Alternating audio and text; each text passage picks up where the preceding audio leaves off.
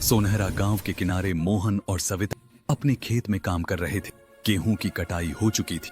अब अगली फसल की तैयारी चल रही थी। अरे, ये आप क्या कर रहे हैं? गेहूं की खेती तो कर चुके हैं, अब क्या पूरा साल आटा ही खाएंगे? भाग्यवान, उसी की तो तैयारी कर रहा हूँ। खेत को 3 हिस्सों में बांट दिया है।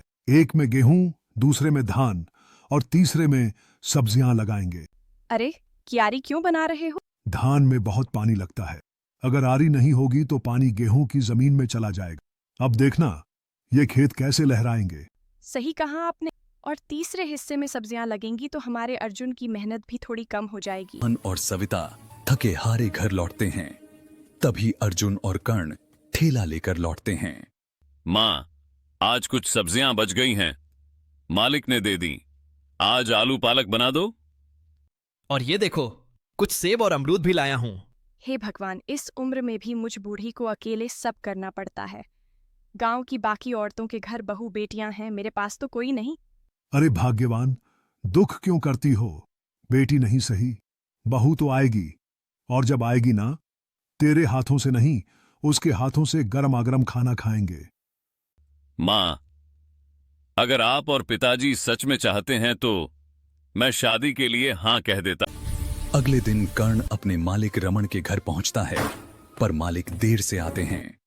क्या मालिक, ऐसे धंधा चलेगा? पिछले 2 घंटे से इंतजार कर रहा हूं।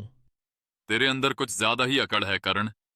तुझे लगता है तुझसे काम नहीं चलेगा तो मैं 4 और रख लूंगा। मैं तो बस मजाक करता हूं मालिक, पर अगर आपको मेरी जरूरत नहीं तो मुझे भी काम की कमी नहीं। कर्ण गुस्से में टोकरियां उठाकर निकल जाता है, लेकिन मन में बोझ है। वो जानता है परिवार की जिम्मेदारी उसी की तरह सबकी है। अर्जुन की शादी गांव की संस्कारी लड़की छवि से हो जाती है। पहले ही दिन सविता उसे रसोई की जिम्मेदारी सौंप देती है। माफ करना बहू, तेरे आते ही घर की सारी जिम्मेदारी तुझे दे रही हूँ, पर क्या करूं, अब यही घर तू संभालेगी। अब ये मेरा भी घर है, मैं पूरी कोशिश करूंगी सब संभालने की। मिट्टी का चूल्हा जलाकर दाल, चावल, सब्जियां और हलवा बनाती है। खाना खाते ही सब वाह वाह करते हैं। भाभी, माँ से भी अच्छा खाना बनाती हो आप। इतना ही पसंद है तो भाभी को तोहफा भी दे दो। नालायक, इनाम तो पति को देना चाहिए। लो बहू, तेरे लिए मैंने सोने की अंगूठी बनवाई थी, तेरी पहली रसोई का ने। धन्यवाद माँ जी। तेज बारिश होती है। खेत में पानी भर जाता है। अरे मोहन जी, ये बारिश नहीं रुक रही। अब धान की फसल का क्या होगा?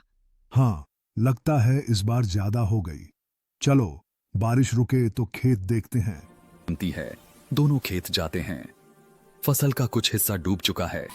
घर लौटने पर मीरा, छोटी बहू, कहती है, पिताजी, हर साल धान गेहूं ही क्यों?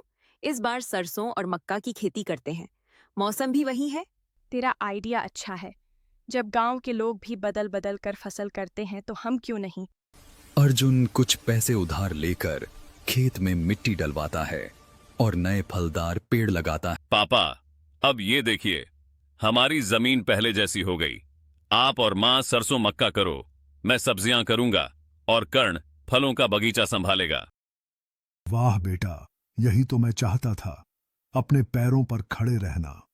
परिवार साथ मिलकर मिट्टी बराबर करता है, पौधे लगाता है और खेतों में नई जान आ जाती है। कई महीने बीतते हैं। सरसों की फसल लहराती है, सब्जियां खिलती हैं, फल पकते हैं। देखिए खेत कैसे चमक रहे हैं। लगता है भगवान ने मेहनत रंग लाई। हाँ, और इस बार फसल पहले से 2 गुनी है। खाना खा लीजिए, आज आलू मटर और पुलाव बनाया है। मोहन, बहू, तेरे हाथ का खाना खाकर थकान मिट जाती है। बाद मोहन सब कुछ बेचकर आता है। इस बार घाटे की जगह मुनाफा हुआ था। बेटा, जो कर्ज लिया था मिट्टी के लिए वो चुका दे। अब सब सही है।